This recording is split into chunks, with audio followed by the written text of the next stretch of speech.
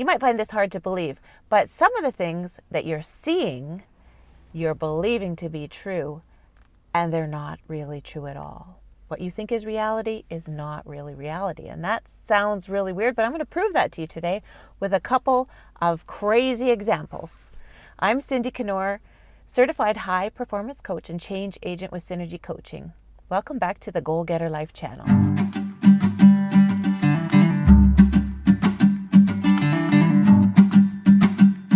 To show you how what you think might not be the reality, I have two examples for you, and the second one is a kind of embarrassing story about myself, which is very fresh from yesterday. So the first story is I was with my sister-in-law visiting her and the kids in the province next to us, and the kids were in the back seat, and we were going to a Chinese restaurant to eat with their grandma. And we were early, so you know what it's like with kids. You don't want to go into a restaurant any earlier than you have to, because that could spell disaster. So we were sitting out in the car, just like this, and I was in the passenger seat here, and we were just visiting, and then all of a sudden, there was kind of this drunk, grubby-looking guy coming up the street, and he came up to our window, and I could hear him talking, and I couldn't hear what he was saying, but he was like right beside me, and I just assumed he was asking for money. And so I just was like, no, I kind of shook my head like this. And then my sister-in-law, I could just tell she was sitting in the driver's seat here, and she was freaking out. And so I said, don't worry. And I said, just make sure that you like lock the doors, and we'll just be sitting here and it's fine, right? And she was freaking out.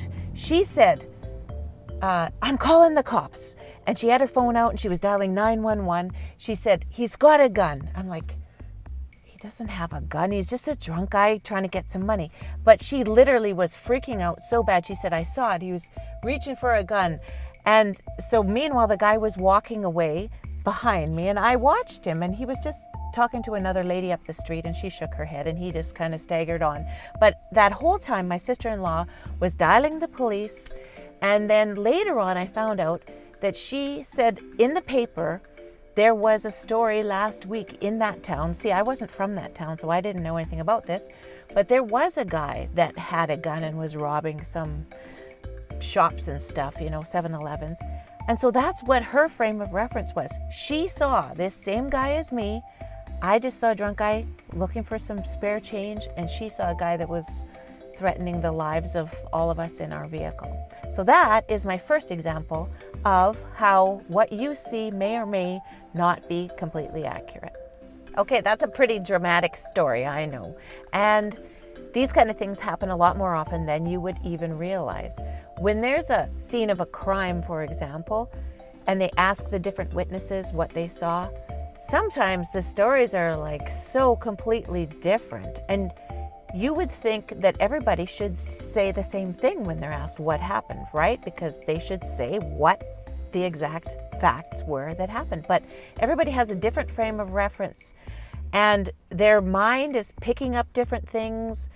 And some things people will swear that they saw, that when they look at the video afterwards, they can't even believe that that's the same crime that they witnessed, because the thing that they saw, they might say the guy was wearing a yellow t-shirt when it was like red, like weird stuff like that they swear they saw something that wasn't true at all. So this is my example for you about my sister-in-law when she saw that guy reaching for a gun and he was going to kill us all, and I just saw a guy asking for some spare change.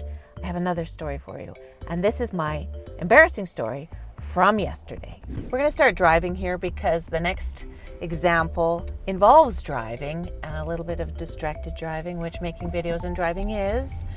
And what I want to show to you is that nobody is immune to this kind of thing, believing something, seeing something and believing it, which wasn't true at all. So, and it's a story about me, and it happened yesterday. So I was driving along on my way to get a massage, and I came to a light that was flashing red, and I was working on my speech because I had a Toastmasters speech that night that I was preparing for, and I was kind of every now and then glancing at my speech, and I was thinking to myself, so I came to this flashing red light, and I saw that there was a pedestrian crossing, and so I just stopped and watched while the pedestrian crossed. The light was flashing red, and when the light is flashing red, you just stop and then you go, right? And I saw there was a police car parked right beside me here, and I didn't know why he wasn't going, but I thought I stopped, and I made a full stop because I was by the police, so I made sure it was good 3 seconds, and then I went. And then as soon as I got through the intersection, I hear whoop, whoop, and I see the lights, and I'm like, what the heck? And so I pulled over, and sure enough, the guy came up to me, and he told me, lady, you just ran a red. I'm like, what? That was not a flashing red? And he said, no, it was very much a regular red light that you just went through. I'm like, I saw the red flashing light. I did. I literally saw the flashing red light. And so what am I going to do? Argue with the police officer? No, the light was flashing and I saw it. No, because that's ridiculous. Obviously, the light wasn't flashing and I saw it wrong. Okay? And so the point of my story is that these kind of things happen to anybody. And what do you think that a mindset coach does in a situation like this? That's the question. So do you think that a mindset coach is like, oh, well, I'm sorry, and tries to pretend it didn't happen? No, obviously. I actually sat there and I waited and I watched him in his truck slowly doing something. It seemed to take forever. And finally, when he came back out with the paper and he handed it to me, and he said, he went through it and he said, you got to pay by such and such a day. And when he told me that it was $230, I was like, wow. But I wasn't rude to him or anything. And then here's the funny part. He said, have a nice day. I don't even know why police say that to you after they are giving you a ticket, because that's kind of impossible. But for people who have worked on their thoughts and you are in control of your responses, you can have a nice day. And I actually did. Okay, well, first, I'll be honest.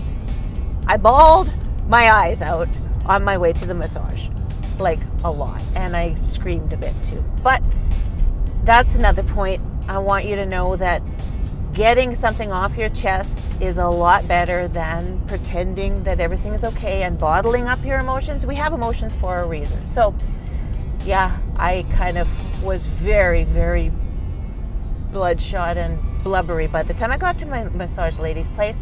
And I told her what happened, and I told her I don't think I can stay here. I just need to go and freak out somewhere, right? Because $230 for nothing is pretty sad.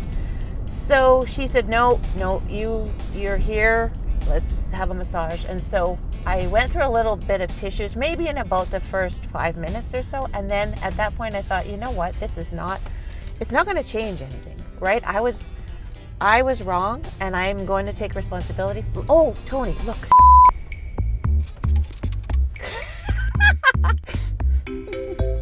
That's the same that happened to you. But that is an actual pedestrian crosswalk. That is what I thought I saw, okay? I did not see that.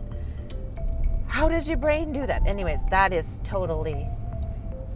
I'm going to go back to my part where I was on the massage table. So I did. I cried my eyes out.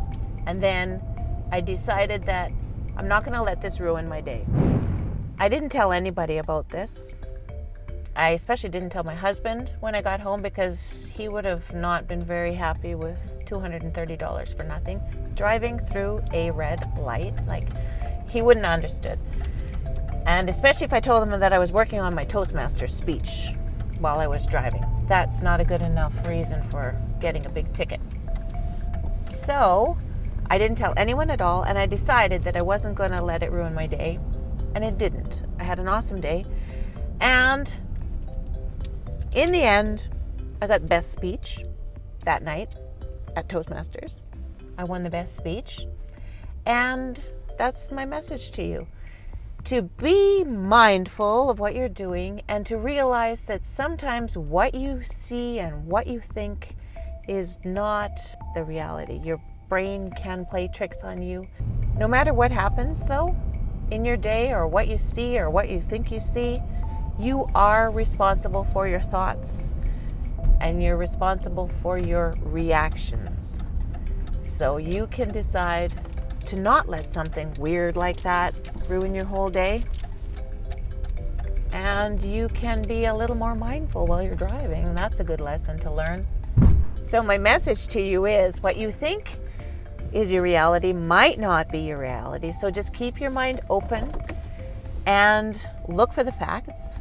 And the second message is that you can control your thoughts.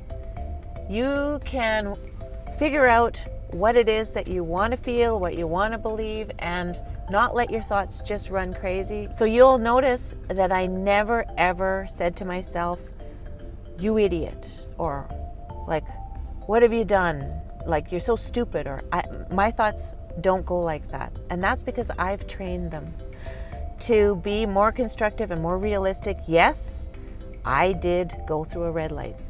I stopped and went. Like, that's pretty crazy. But I have learned, and this is what I help other people do, I've learned that it doesn't do any good when you beat yourself up like that. And so it's possible to change your thoughts, and that is my message to you. I help people learn how to do that kind of a thing. So there you go. You have two crazy stories. My sister-in-law thinking that somebody had a gun and was out to kill us all. And then you have a story about me going through a red light, thinking that it was flashing. Like, really, I thought it was flashing. So I saw something that wasn't true. But the biggest message is that you can control your thoughts. And that's what I love helping people do. I'm looking forward to sharing tons more real life lessons with you, and hopefully they won't be so expensive for me to learn in the future. For more everyday strategies on how to be yourself and how to live an awesome life, subscribe to my channel, share it with anybody that you think might benefit from this message, and like it or leave a comment below. And until next time, the best in me recognizes and honors the very best in you.